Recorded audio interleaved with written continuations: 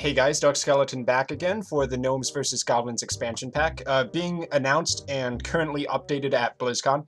Right now they've already announced another 5 cards for the set, which is awesome, and I'm going to go through those right now real quick. First card up is the Gnomish Experimenter, who has 3 mana for his cost, and it's played as a 3/2, which is not outstanding stats, but it has a very weird Battlecry, as many gnome things tend to do, or are probably going to do at least with this set. It draws a card, but if it's a minion, it transforms it into a chicken immediately. Now, is that going to be a 1/1 chicken that you would never want to play ever? Or is that going to be some kind of beastly chicken, like a Gnomish Experiment gone wrong? Like a 5/5 Devil Sword chicken? The fact that it draws a card, yeah, I could see this maybe in spell-based decks, like a pure spell deck, compared to a Gnomish Inventor, which costs 1 less mana but has 2 less attack and 1 less health. I guess the stats are okay, maybe slightly above average for a card draw card, but this is only good if you don't want chickens. The chicken has got to be a joke. It's probably a 1/1. I don't know about this card. It takes a very specific deck to want to run a Gnomish Inventor, but we'll see. Next card we have the Clockwork Gnome, which is a 1 mana mech card with 2 attack, 1 health. And I think this card will be pretty good, but it depends, because its Battlecry effect is to put a spare part card into your hand, not draw a card, but just out of nowhere, kind of like a Ysera, put a spare part into your hand. And this card is going to vary depending on how good the spare part actually is. Is it going to be an amazing random card? Is it going to be something that only works with mechs? Only time will tell, but I imagine this will be kind of like the Zombie Chow of mech decks.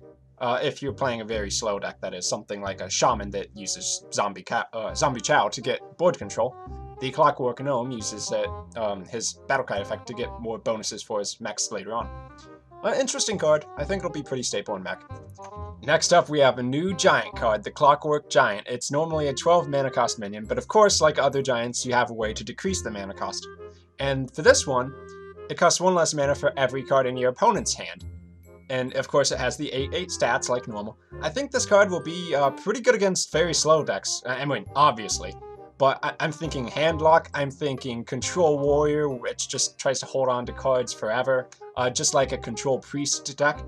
It kind of maybe turns the tide a little bit in favor of aggro, because this means if you're playing Clockwork Giant, your opponent can't just stall forever, because then they'll be giving you a giant on the cheap.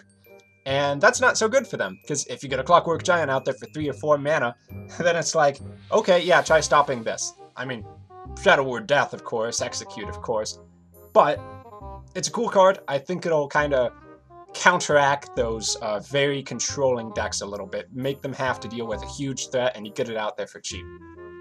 Plus, of course, it's a mech card, so you might see it in mech decks more often than not. Next up, we have a Warrior Epic. This is the Bouncing Blade, which deals 1 damage to a random minion, and it repeats until a minion dies. This card sounds insane. A random minion, that means it can hit both sides of the field, it can trigger Acolyte of Pain, it can trigger the Armor Smith, it can trigger Enrage effects, but it's also guaranteed to kill something. I think this card is going to be for decks that you want to hit your own guys at least once, but you're also maybe trying to remove something on your opponent's side of the board. Say, something that only has 1 health, so it's likely to die, but it's just annoying because you don't have an easy way of getting at it, possibly behind a Sludge Belcher, for instance. Crazy card. Will it be that useful? It'll be fun. It'll definitely be fun. Oh my gosh. If I'm playing Warrior, I think I'll be using that just for the lulz. Will be so fun to watch. Might even be more fun than Twisting Nether.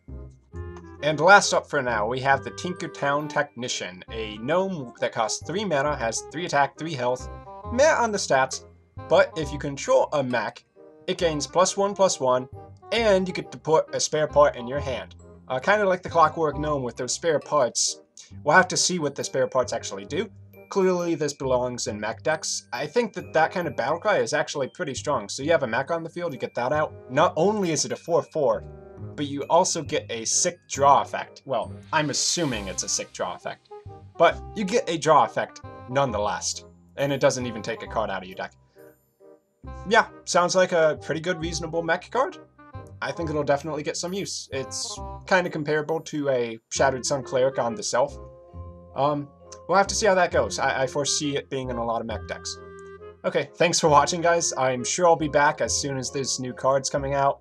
BlizzCon is just so crazy already, and thank you guys for watching.